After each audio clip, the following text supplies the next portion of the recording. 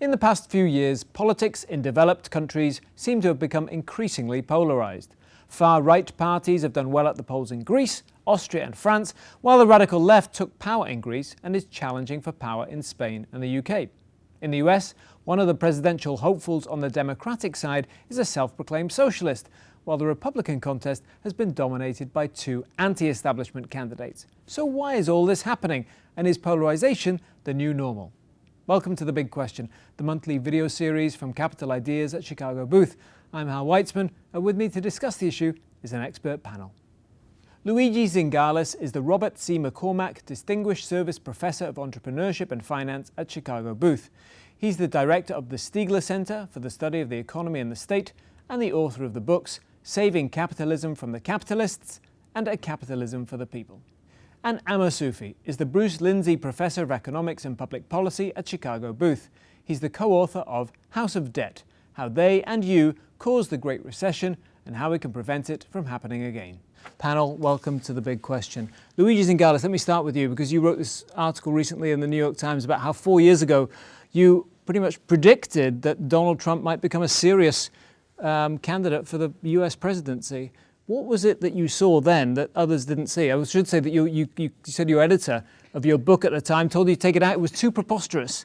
That's true. I think that it was very easy for me because I grew up in Italy and I've seen the deterioration of the Italian culture and the emergence of a character like Berlusconi. And just for those of our viewers who don't know who Silvio, or can't remember who Silvio Berlusconi was. Silvio Berlusconi was a real estate mogul who turned into a politician and basically created his own party and won the first election in 1994. And between 1994 and 2013, he was prime minister for 11 years. So very influential, and to this day has still sort of some influence in the Italian politics. And so the thing that is most remarkable is the similarity in terms of background and ideas of the two characters. I have to say that Berlusconi is a little bit less anti-immigrant and sort of violent than Trump. But they both come from a business background. They both appeal to people who identify that being sort of a pro-market is the same as being pro-business, which is not true. And they both come from a part of the business world that is very monopolistic and corrupt, which is real estate. Real estate is corrupt in any place in the world. And so if you succeed in real estate, you probably are not the cleanest person on the face of earth. And I think that my understanding of why Berlusconi came about is because of the corruption of Italy. And the book that I wrote, A Capitalism for the People, is describing how the United States is looking more and more like Italy. And so it was natural to see the opportunity for somebody like Berlusconi to arise in the United States. And unfortunately, it came. But most Americans will look at Italy and say, it's not corruption that's necessarily driving Trump, is it? Actually, I use a term that Lessig used, institutionalized corruption. Okay. Most of the politicians take a huge amount of money and drives their campaign and drives also what they push and what they don't push. And Trump, with all its defect, people feel that he's independent because he's sort of running mostly with his own money. He's not dependent on anybody else. And I think there is a clear correspondence between the success of Trump on one end and Sanders on the other. But tell me, just to go back to this idea of institutionalized corruption, what exactly does that mean? It means that the economic power is shaping the rules of the game in a major way, so that the game is rigged. When Bernie Sanders say the game is rigged, to some extent he's right, because the game is rigged by the lobbying and the campaign donation and all the system that distorts the rules of competition in favor of large economic interests. We talk about Sanders, but in the case of Trump, it's almost like he's both sides of the problem. He's both arguing against it and he's also participated in it. Absolutely, and that's exactly like Berlusconi. But some people who have not been educated to see the difference between the two, they're taken of the fact he's a businessman and he talks about vested interest, he must be good. Right, and just to pick up on one other quick thing you said, you draw this distinction, which you've drawn a lot, between pro-market and pro-business. Just explain that for a second. Oh, it's very simple. Being pro-market means trying to get a system to work with a competitive marketplace. And being pro-business means favoring business. And most of the time, having a more competitive system does not favor the existing business people, while does sort of favor the business environment. So in terms of creating a stable and clear business environment, the two ideas are the same. But when it comes to regulation, a lot of regulation is designed to prevent entry, and that's really pro-incumbent businesses and anti-market. Okay. Amr Soufi, let me bring you in. You have a slightly different explanation of what's been going on based on your research about what happens when there's a big downturn in the economy and the political effects of that. Yeah, so one of the things we find is a pretty systematic relationship that any time you have a big financial crisis, which is usually associated with a collapse in real estate values, bringing it back to real estate, you have a group of haves and have-nots. In some sense, when house prices fall, someone has to take the loss. And what we basically argue is that, well, first the data just show that systematically, if you look over the last 60 years in a number of countries, you see an increased polarization that happens after these economic downturns. It usually actually breaks more to the far right in terms of the electorate. So people who consider themselves moderates kind of disappear from the population. It seems to be much harder to actually get a governing coalition to actually implement policies. So that's one of the big things that happens after almost every economic downturn, especially those that lead to financial crises. And the logic of why is essentially, you know, when house prices drop, someone has to take the loss.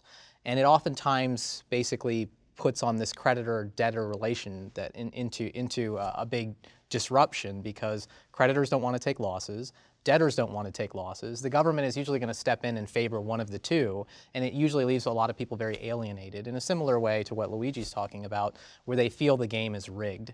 And I think in the United States, house prices dropped a tremendous amount, 40 to 45% nationally.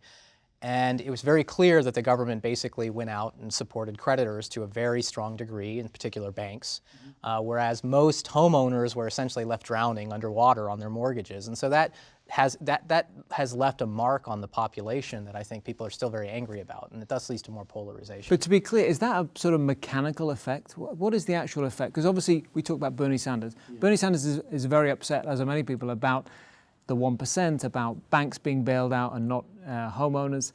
So is it about anger, or is it about something else? What actually explains? No, I mean, I think it's exactly what Luigi's saying as well, in that there's a series of what we economists would call unexpected shocks. Let's say house prices went down. Let's say globalization happens. Let's say, financialization happens. We call them unexpected shocks, but when you actually look at who bears the consequences of these shocks, it's almost always the same group of people. It usually tends to be middle and lower class Americans. And so to them, it doesn't look like shocks. It looks like something systematic being put upon them to make their lives more difficult. And I think that narrative kind of plays out until people basically say the game's rigged. And we want politicians who are essentially outside the system, who are going to disrupt that system. And it's even understandable to some degree. Unfortunately, sometimes that turns into xenophobia, it turns into racism, it turns into violence at rallies and whatnot. But I think it is an understandable reaction, because to be honest, if you look at the data, it's pretty convincing that actually the people who are affected by globalization are people who worked in textile mills, people who made furniture, and they haven't been able to recover from the huge shock that happened when Chinese imports came in. Likewise, people who owned homes that all of a sudden found themselves underwater never got any assistance, and so they're angry about that. And so they're more thinking that the game's rigged rather than, oh, these are just unexpected shocks that just happen to me.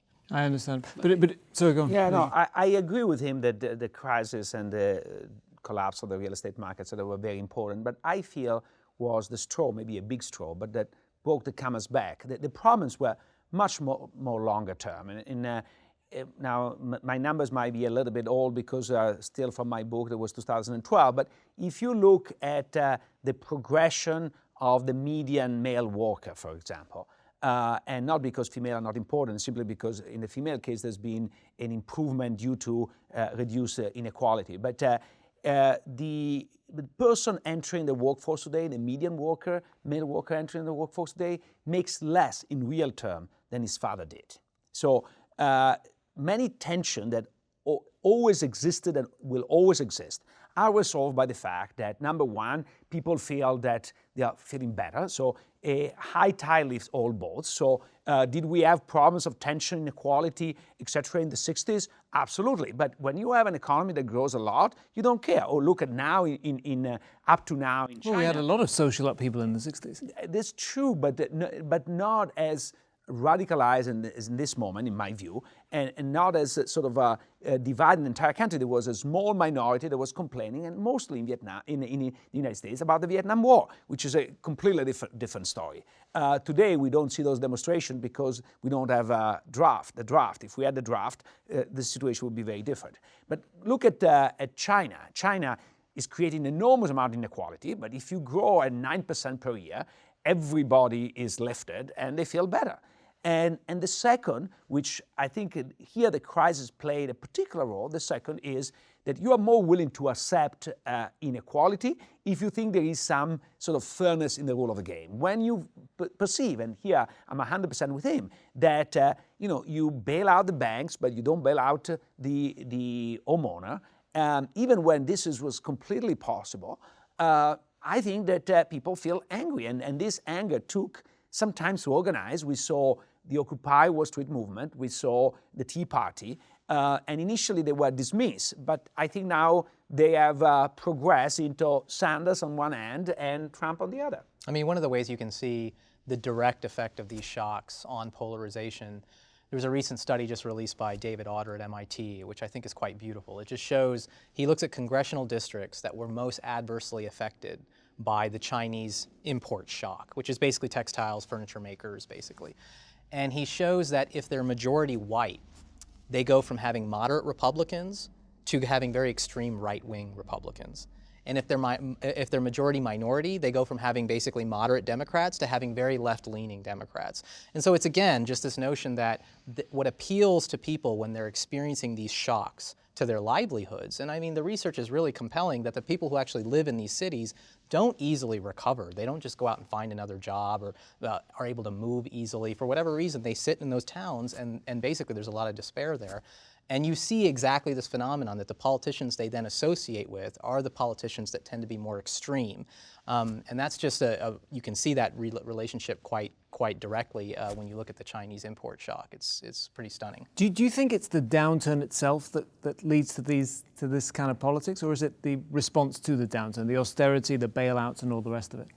I mean, I think that if you look at, it'd be interesting to look at the Great Depression in more detail, and certainly there was a more polarized electorate after the Great Depression, but I think people felt like FDR was on their side. I mean, it was part of the whole fireside chats and the notion of explaining things, and that's kind of an exception to the rule. But I kind of agree with Luigi that you can have an underlying angst there, but when all of a sudden the pie becomes much smaller, then people are going to fight more viciously. And I think that's what you see not only in the United States, but in pretty systematic evidence across countries. So this was a tension that was kind of always there and was waiting to blow up? And I think so. And the crisis, does that mean if growth comes back, then these tensions will dissipate and polarization will sort of correct itself? If good growth comes back, yes, but the likelihood is that it's not, unfortunately. I think that at least there is no sign that it comes with the rate of the 60s. And also there is an issue of distribution of growth. What I don't think we emphasize enough is if you look at the distribution of growth in the 2000s, it's gone disproportionately to the top 10%. And so how can the rest feel good?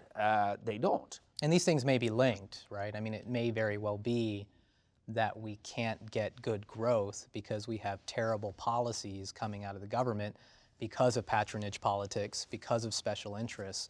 And I think that's the most worrisome thing, I think, in the United States, as Luigi's rightly pointed out in his book. I think the notion that special interests have become more powerful, that patronage politics is becoming the norm in the United States, I think almost all economists would agree that that would probably have a negative effect on growth. And I think that's what you're seeing is this interplay.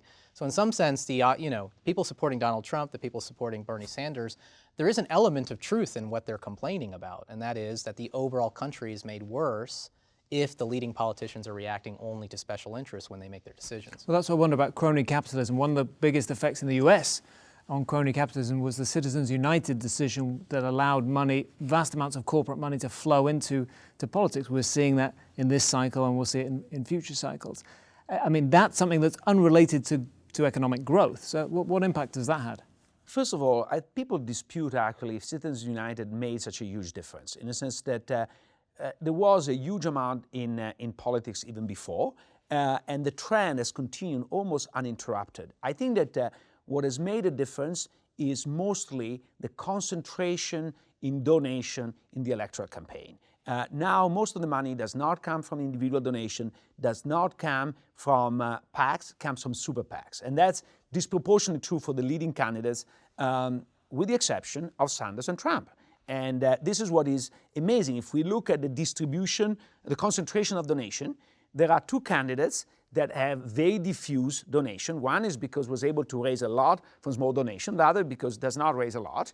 And those are Sanders and Trump. And the other, there is a huge concentration. And surprise, surprise, two are the more populist candidate, the other are not. So that proves that there must be some effect here. It's not random.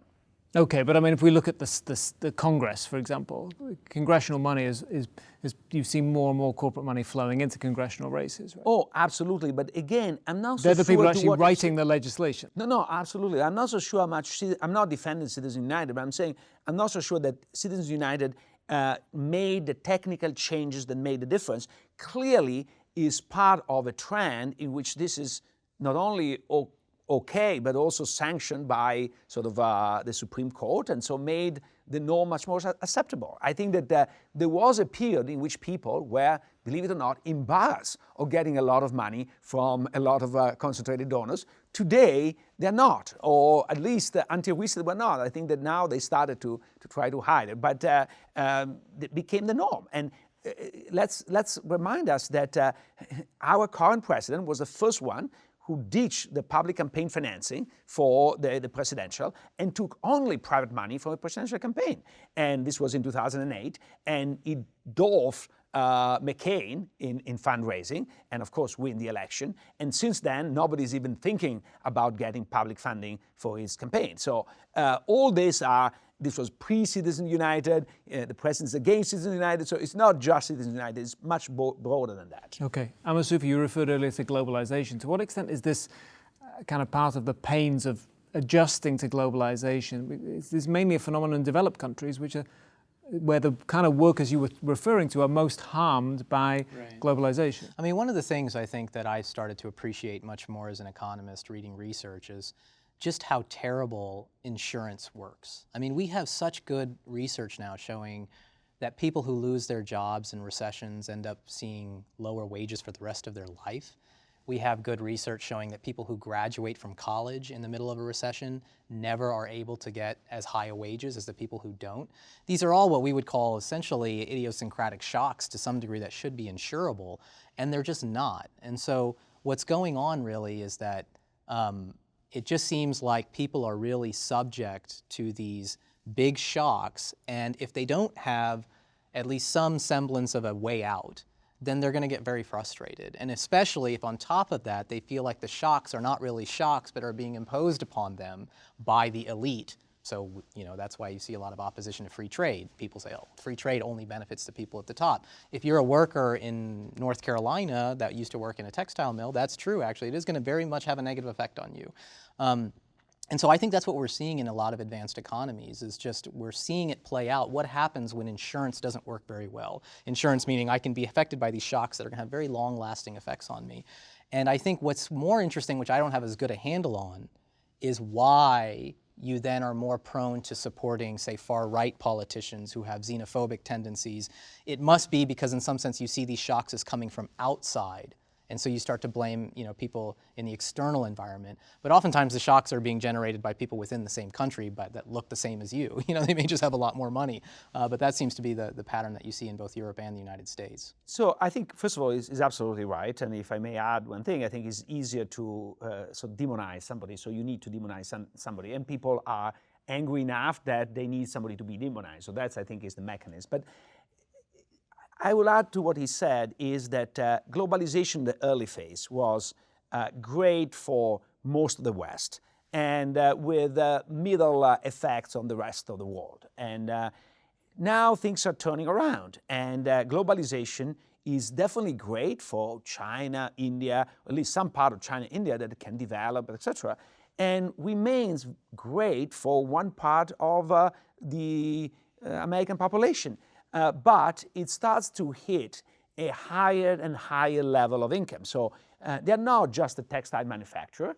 Now they're going to be soon the truck drivers. This is not globalization but technology, but a combination. The truck driver that will be substituted out, and will be the teacher. Today is relatively easy to actually get tutoring in India for a fraction of the price.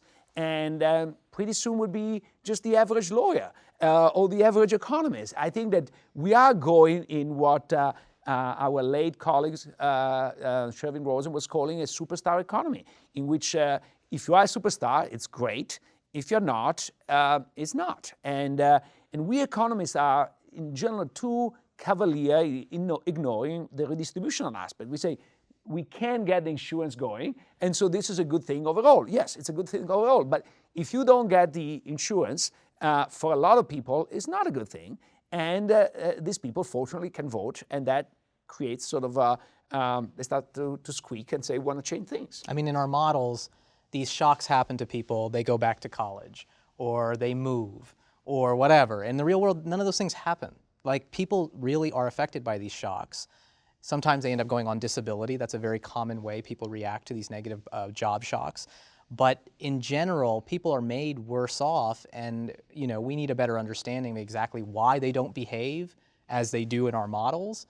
But there are just huge frictions in the real world. And I think you see it in all kinds of environments, the China trade shock being another one, financialization, technology, putting people out of work.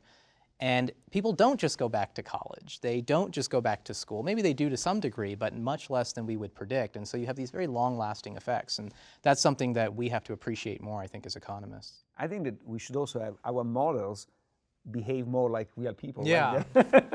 That's a whole other question, which we'll come to in the big question another time. But I wanted to ask about, there appears to be a big narrative between developed countries. Europe and the US have both seen this polarization. In Europe, there's been a rise of the far right in several countries.